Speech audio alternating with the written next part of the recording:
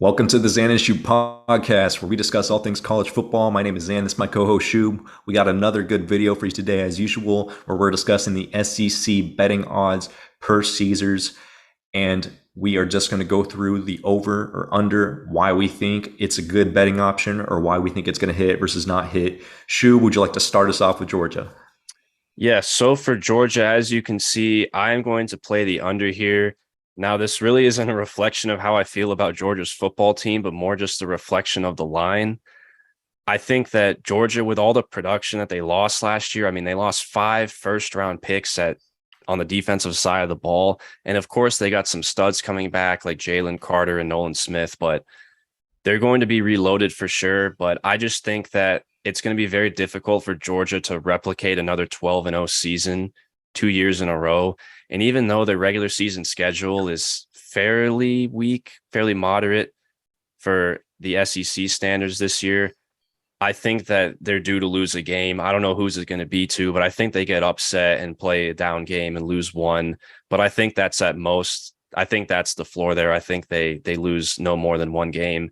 So if the line's sitting there at 11.5, I mean, that's just baiting me to take the under. If they go undefeated 12-0, then I'll tip my cap. But that's why I have the under. Absolutely, 100% agree with you. So I actually took the over, but it is very Really? reasonable to take the under. Absolutely. So it's very reasonable to take the under because it is just one game. They lose one game and your money is lost. This is not a bet that I personally would touch, but I'm taking the over here, point one, because they do play that SEC East schedule. And when you look at the talent on their roster comparative to their opponents out there in the SEC East, I just don't see it stacking up, even with all the lost production that they had. Georgia is still a very stout, very good team. They will be in the playoff conversation, if not in the playoffs. When you look at their schedule, I think their greatest threats to beat them are Oregon, Tennessee, and South Carolina. Just as personally who I think are the greatest threats on their schedule. And I don't think Oregon's going to beat them. Tennessee might. We'll get into Tennessee, because Tennessee is a sleeping dog for me, and we'll discuss why here later. But when you look at Georgia's roster, they still have Brock Bowers. They still have Darnell Washington, two stout, big boy tight ends who are extremely athletic and create so many mismatches on the offensive side of the ball. There's not going to be a lot of people who can keep up with that in the SEC East. Then you have Kendall Milton, that ginormous stud of a running back who hasn't really gotten to play much because of the people who are ahead of him. But we're going to see him play a lot. Not to mention they have a very stout offensive line. And then their defense is still pretty insane despite losing all that production. When you look over here at their defense, we have Jalen Carter is a defensive tackle. He's projected to be a top 5 pick. You have Nolan Smith, Robert Beal, Chris Smith, and Keely Ringo. I mean, these are all guys who are projected to be first round picks or go in the first 90 picks. Yeah, So it's still loaded. yeah, they're absolutely still loaded. And given the schedule that they play, I think it's really difficult for them to lose a game. But like you're saying, Shoob, the justification is all they have to do is lose one game, and this doesn't hit. But I think they're going to win out. But if I was a betting man, which I am, I'm not going to take this as a bet, not comfortably, not by any mile. And I if you think they're wanted to take the under, it's very juiced as well. I think there's been a lot of money on the under there just because it's pegged at 11.5. But Absolutely. And again, that's just one loss. That's just one loss. right. One loss wins you some money. But that's the thing. Who do you think is going to beat Georgia? When I looked at their schedule, greatest threats, Oregon, Tennessee, South Carolina, in my personal estimation. And I don't think it's going to be Oregon. I don't think it's going to be South Carolina. I think Tennessee might be the team this year. But Tennessee has not had the best performances in big games as of late, even when they had a little bit of hype behind them. But we'll get into that a little bit more as we move forward. Our next team up is Kentucky. Kentucky is projected at 8.5. I have them on the under. I do not think Kentucky is going to win 9 games. They do have a relatively favorable schedule early on. I think they'll get wins against Miami, Ohio, Youngstown, NIU, Mississippi State, Missouri, Vandy, and then they could possibly beat Louisville and Ole Miss. Those are teams that are kind of like toss-up games for me, but I'm not 100% confident in that. We look at their quarterback play. They have Will Levis, who's been hyped up as a top 5 pick this year. I personally don't see that. I don't know where that's coming from, but we'll see as we play more forward here. If you look at his stats, very pedestrian, 2,800 passing yards, 24 touchdowns, 13 picks. There's nothing there that really sticks out to you. So for me, I really want to see Can he live up to this hype that he's getting this season? And that'll really be something interesting to watch. Another thing is Tavion Robinson, Virginia Tech transfer, is their best production wide receiver as far as who's coming in, and he only had 559 yards. So as far as people to throw to, Levis doesn't have necessarily the best options, especially with the exodus of Wan'Dale Robinson over to the NFL draft. So that's going to hurt them a lot as well. They still have Chris Rodriguez, very stout running back, but ultimately Kentucky, I just don't see it. They do have a good defense, but I just don't see it. 9 games for Kentucky is not really in my estimation. I'm thinking 7 to 8 wins for Kentucky. I agree with you. And this one may come back to bite us, but I see a lot of similarities between Kentucky and Arkansas with, at least for my reasoning as to why I'm taking the under here. Like you said with Will Levis, he's getting the NFL hype because he has the size upside. But as far as a college quarterback, I don't think he's going to perform just to this elite level. Like they're saying, maybe 3 years into his NFL career, like Josh Allen, that's the only reason why he's getting all this hype. But he's not really that great of a college quarterback, to be honest. He's just got the size that the NFL teams like. And another reason why I am skeptical of Levis is because if you look at the numbers from last year, Wan'Dale Robinson accounted for 43% of Kentucky's receptions as a team. So Wan'Dale Robinson accounted for nearly half of Kentucky's receptions, which is absurd. You don't have Robinson anymore. Who's Levis going to throw to? Another thing that I don't really like about this team is that they lost some NFL talent on both sides of the trenches on the offensive and defensive line. And normally when you lose good players like that and you can't replace that level of talent, that definitely spells trouble for some regression. I could be wrong about that. We'll see if Kentucky's offensive and defensive lines meet the standards of last year or if they improve one bit. I'm going to bet that they regress a little bit. And I'm with you. I just think that even though I really like Mark Stoops in this Kentucky program, as I like Arkansas's program, I just think that this year the win total is a little bit too high. So I'm going to go with the under as well. And now moving on to Tennessee at 7.5. Tennessee. I'm excited to talk about this one. Right. A lot of people like Tennessee. And with the line sitting there at 7.5, I am going to go with the over. I'm going to drink just a little bit of that Kool-Aid. The Tennessee Kool-Aid there. They went 7-6 last year, but Tennessee went 1-3 in one possession games. So they didn't really get the best of luck in those one possession games. And it's now their second year with head coach Josh Heupel, who I think has been doing a very solid job so far. They had the number 6 offense last year in efficiency, which was very good. Hendon Hooker was outstanding. The problem was their defense. Their defense was number 66 in FBS. And that's really what's been holding them back. They are number 19 in the country in returning production. So they do got a lot of guys coming back, which is definitely a plus. So I think it's a very safe bet to say that Tennessee at least eclipses their 7-win mark from last year. And their defense has a lot of upperclassmen returning. So even though it was pretty mediocre last year, they got a lot of guys returning, but the defensive line really needs to step up and they need to play better because the secondary I still think is going to be pretty poor in my opinion. But if the defensive line can step it up for Tennessee, I think their defense can take a leap forward. And that's really what's going to hinge on their win total here. We know the offense is going to be really good with Hendon Hooker. It's can the defense, especially the defensive line, get better? And can they help Tennessee at least close out some of these close games and get on the winning sides of those? Yeah, I 100% agree with you. Back to your point about defense, they were only in the 60s on their defensive production, but they do have a lot of returning production. All of their projected starters are going to be either juniors or seniors, so it's hard to believe that they'll regress in that area. So we can only see them increase or improve upon their defensive standards. Not to mention they have Hendon Hooker returning, who is an absolute stud. He's a dual threat quarterback. He had 31 touchdowns and 3 interceptions. Shoob, that's NFL level stuff right there when we think about ratios. It's a very good system he's in too that Heupel has in place. Absolutely, but that's part of the thing, right? You put a quarterback in a system that they can play well in, and if your quarterback thrives, he thrives. And if Hendon Hooker goes into a good system in the NFL, who knows what he can do.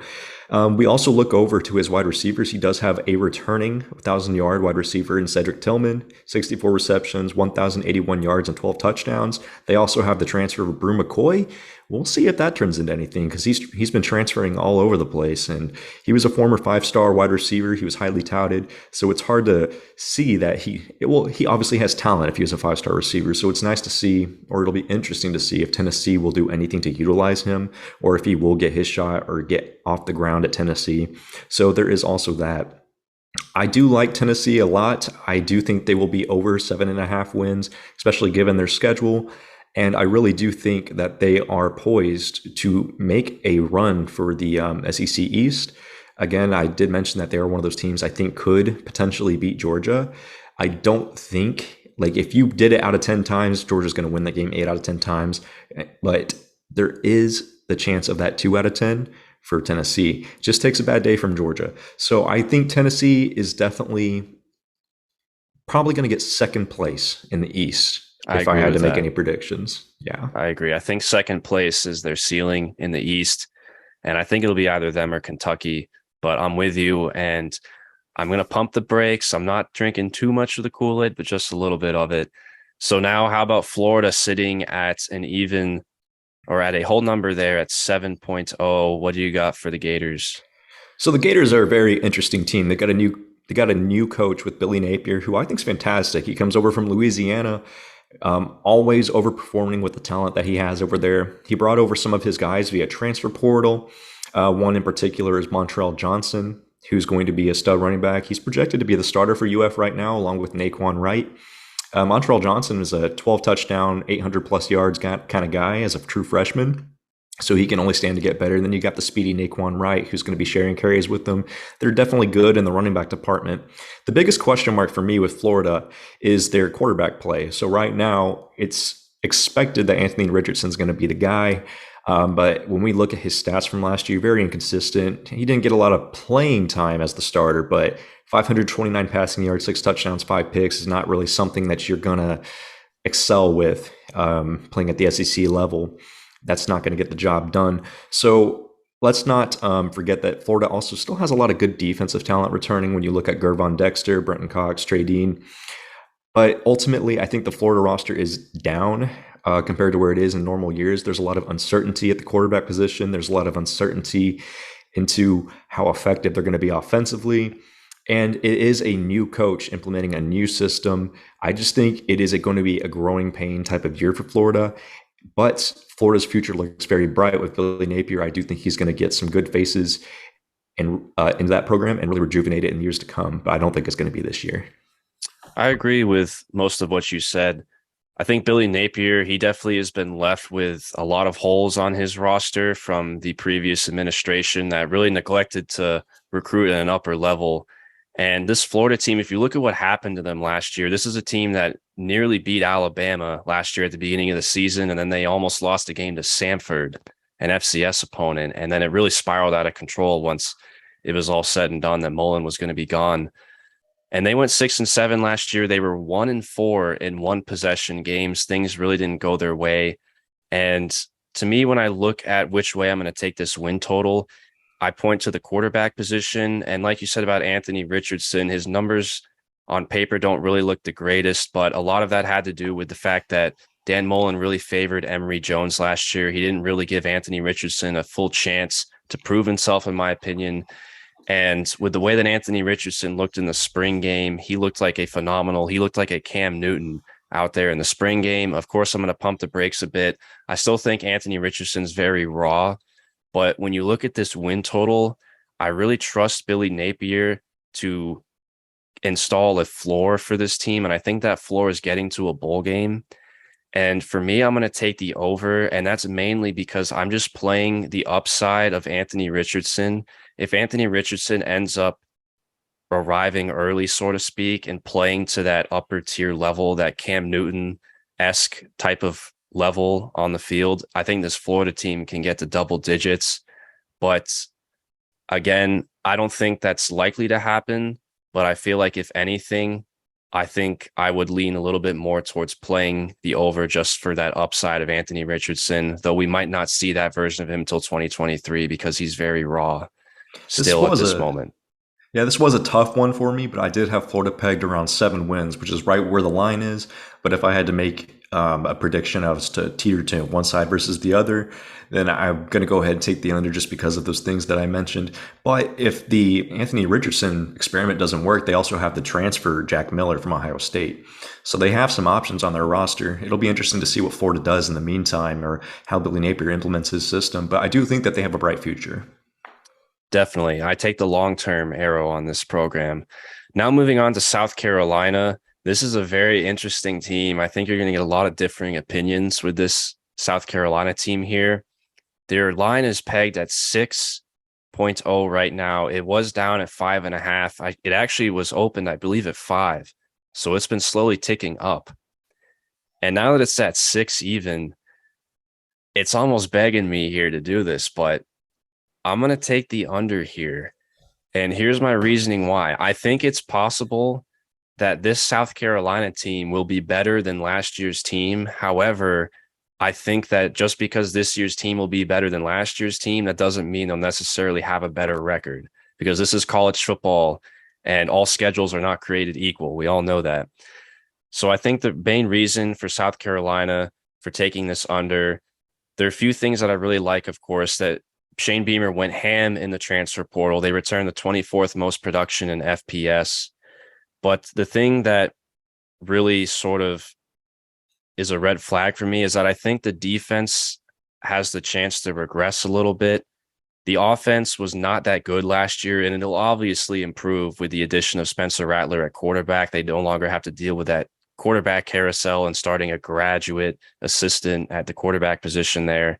The QB play was bad. That'll certainly be elevated with Spencer Rattler. But they also had one of the worst defensive lines last year, and the offensive line was also pretty poor. So we talk about the trenches and how important that is in college football, and South Carolina just doesn't have it right now. And I think those areas will definitely be improved a little bit, but unless they see some major improvements along the defensive and offensive line, especially in the SEC, I just don't see how this team can get back to a bowl game, even with the upgrade at quarterback and Spencer Rattler. I think there's just a little bit too much hype with this team. I'm really pumping the brakes hard on this South Carolina squad. The schedule doesn't do them any favors.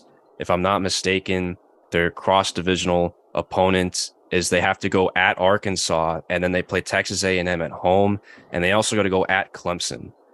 So I think the schedule just doesn't do them any favors. And like I said, I'm taking the under and pumping the brakes a little bit, but also acknowledging that this year's team will be better than last year's team that I think had a more easier schedule and had a little bit more breaks. No, I agree with you, but I think South Carolina, to me, they're a 6, maybe 7 win team. I have them on the over, but very slightly. It is not a confident over. As you said, they have some new additions. Spencer Rattler will certainly give them some continuity at the quarterback position.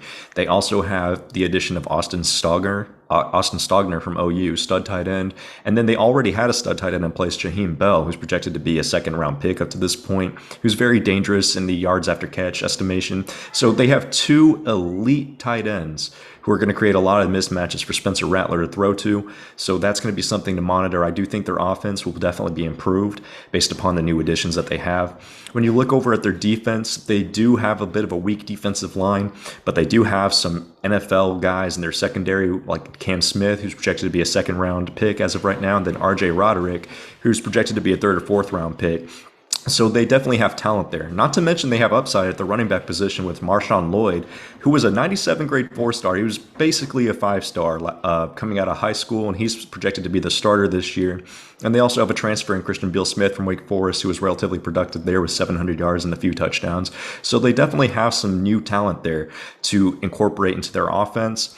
Not to mention, I do think they'll beat Georgia State. I think they'll beat Charlotte. I think they'll beat South Carolina State. I think they'll beat Missouri. I think they'll beat Kentucky. I think they'll beat Vandy. It just comes down to Arkansas and Florida, I think, are their toss-up games, and all they have to do is really take one of those to get that plus on the 6. So I do like South Carolina for the +6, despite some of those issues they may have with their offensive and defensive line.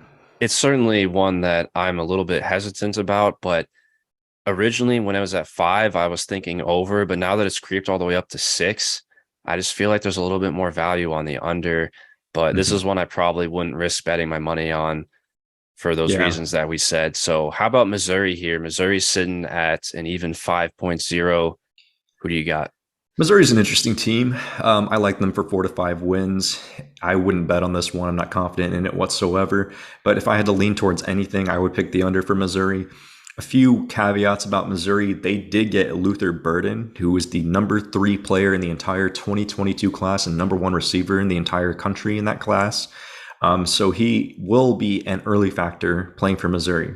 But the main issue with Missouri, despite having a wide receiver who is that good, who's going to be the quarterback? Right now, they don't have a quarterback named. There's still a quarterback battle going on. There's a battle between Brady Cook and Tyler Macon. It's yet to be decided. So we don't even know who's going to be throwing to Burden. So there is a question at the quarterback position. If your quarterback doesn't perform, it doesn't matter how good your receivers are if your quarterback can't get it to him. They do have a good corner over there in Chris Abrams-Drain, who is expected to be about a second-round talent, might be able to creep up into the first. We'll see how his season goes. And then if they got a couple of transfer running backs, Nathaniel Pete from Stanford, their best one that's coming in, who had some production over there, but he's not looking too crazy elite. They are a very modest team. I mean, they're certainly a respectable team, but competing in the SEC is just not something that their roster is well equipped to do, given the inconsistency, or not inconsistency, but the question marks at quarterback and the rest of their positions on the roster. They don't strike me as a team that really jumps off the paper, and I think we're going to see that. I can see them getting wins against LA Tech, Kansas State, Abilene, Vandy, and New Mexico, which is the 5 that we're at. But I could also see them easily dropping one of those to like K State or even La Tech or maybe even Vandy. Vandy might be able to sneak one SEC win this year, and I think if Vandy's going to sneak an SEC win this year, Missouri's one of those teams they do it against. So I'm hammering the under on Missouri. I'm also in agreement with you. I'm going to go with the under. Initially, I thought about hammering this and was very bearish on Missouri at 5. But after I looked a little bit more in depth into their roster, I think that that line is probably about right. But I still am going to lean towards the under. Their defense last year was pretty awful. They were number 109 in all of FBS in efficiency. However, I think they will be improved. They have 4 seniors along the defensive line. They also got a transfer in Jaden Jernigan as well. So I think that with that transfer and 3 other seniors along the defensive line, it only has to be a little bit improved from last year. And like you mentioned, the questions at quarterback, Connor Bazelak he didn't really live up to the hype. I was very high on him, but he didn't do that well with this quarterback battle going on. I haven't really heard anything about it. So I would only have to expect that the QB play is about even, if not a little bit worse than it was with Bazelak. So you think the offense probably takes maybe a little bit of a step back. And it was honestly pretty mediocre last year at its best. And then, like you said, the schedule, they got to go at Kansas State in the non-con. They got to go at Auburn early on as their crossover, which that's very important to me because I think if you get Auburn late in the season, I think that's a plus. But if you have to play Auburn early on, especially at Auburn, when Harson's still there and the team is still trying, I think that that's not going to bode well for Missouri. I think they probably lose that game. And then they got to play Arkansas like they do every single year. That's not going to be easy at all. So for those reasons, I have the Missouri under. And now last, but probably is least, Probably least, yeah. Vanderbilt sitting at 2.5. And I was actually pretty surprised to see that it was at 2.5. This is an underplay for me. I'm sorry, Vanderbilt, but this team is going to be pretty awful. And just looking at their roster, they went 2-10 last year, and both of those games they barely won. I think they won both of those games by less than 4 points or something like that. And one of those was to UConn, who was awful last year as well. The QB play last year was absolutely dreadful. They lost their best player, who was their offensive tackle, Tyler Steen. He transferred to Alabama in the portal. And I think if you look at their schedule, the only win that they got in the bag probably is Elon. And then you look at their non-con, I think they're going to NIU. lose they got to go at Hawaii and at Northern Illinois. I think there's a chance they lose both of those games. If not, I think they'll at least lose one. So I think 2 is the ceiling here. And I'm playing the under. I'm shocked it's at 2.5. I thought it would be at like 1.5 or maybe 2 even, but I got to go under. I'm in agreement with you, Shoob. When I looked at it, I said maybe there's 5 total winnable games if they play their absolute best football. Hawaii, Elon, That's a NIU, reach too. yeah, Missouri, and actually, I think Wake Forest is really underrated or overrated. Sorry, I think if Vandy actually plays a really really good game, they might give Wake a good game, not beat Wake, but give them a good game. That's bold. When you look at their quarterback situation, not good.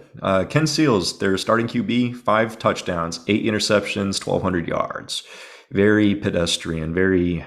They might be looking for a new guy soon. But you look at their overall roster, they have a lot of transfer guys coming in who are going to fill some of the holes in their roster. I mean, they have a ton of transfers. And then they have a solid group of 4-star guys coming in from the last couple of classes. So it's just the proof is in the pudding here. From a talent perspective, they're certainly superior to some of these teams that they're going to be playing, like Elon, NIU, and Hawaii. And those are teams that they should, on paper, be able to beat. But Vanderbilt is just one of those teams that's just there for the money at this point. They're there to build up their baseball program. Let's get the football money and put it into baseball. They're waiting for baseball season.